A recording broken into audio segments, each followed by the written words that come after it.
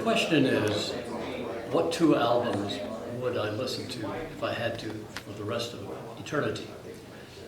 You know, there's so much good stuff out there, but pick anything from the Beatles, anything from the White Album to Rubber Soul, all the way to Sgt. Pepper's Lonely Hearts Club Band.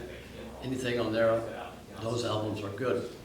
The second one is a toss-up between Morten Lauridsen's Lux Eterna and Thomas Tallis, the best of Thomas Tallis. The reason I chose one of those is I need my solace and my sanity after having listened to the Beatles for a millennium. And the reason I picked Lux Eterna by Morten Lauridsen is it's what I would imagine heaven to sound like. I think we all know heaven is eternity, right? No. Okay, so the two albums I would listen to would be In Between Dreams by Jack Johnson. And the reasons would be a couple. Number one, it's clean, so my boys can listen with me. And number two, it's just kind of mellow and happy at the same time. So that's the first one. And then the second one would be Kenny Chesney's Greatest Hits. And the reason would be I went on a long road trip once, and it was the only one I had with me. And I listened to it for 6 straight hours and never got sick of it. All right, this is a really tough one. I'm going to go with Smash by The Offspring and The Sounds of Silence by Simon and Garfunkel. Okay. Joshua Tree by U2. Great album, not one bad song in the whole lot. And the other would probably be Neil Young's Unplugged. Great album, great song, singer-songwriter, fantastic. Neil Young. So the first album I would listen to is Extreme, 3 sides to every story.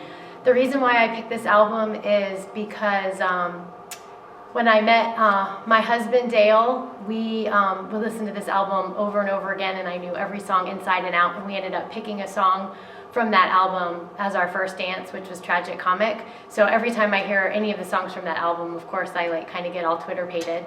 And then the second album that I would listen to would be The Sound of Music. The Sound of Music was the first movie I ever saw in the movie theater. It also ended up being one of my favorite movies and musicals. And so again, it's another album that I know every song to, and I just love singing along, and I always just get really warm and happy whenever I listen to it. Go ahead. Sure. So this is for the Gauntlet, and they have asked me what 2 albums I would listen to if I could only listen to 2 albums, and I think it would be Who's Next by The Who, early 1970s, and Abbey Road. And Abbey Road just celebrated its 50th anniversary. So doing some classic times from late 60s, early 70s, kind of the best time to be involved in rock and roll music. So if I could listen to just 2 people for the rest of my life, it'd probably be Rosario Flores, a Spanish singer. I just love the passion that she puts in her work. And Ella Fitzgerald, I just love her voice. She's the best. So, if I could only listen to 2 albums, I'd pick Paul Simon's Graceland and the extended August and Everything After by the Counting Crows. So the first album would be Beatles' Red Album, which is their greatest hits compilation from 1962 to 1967. I listen to that every day on the way to school with my son, Wilson, and it's just really upbeat, great songs that you can listen to over and over and over again. The second one would be Negotiations and Love Songs by Paul Simon, which is also a compilation CD from when he started his solo career through Graceland.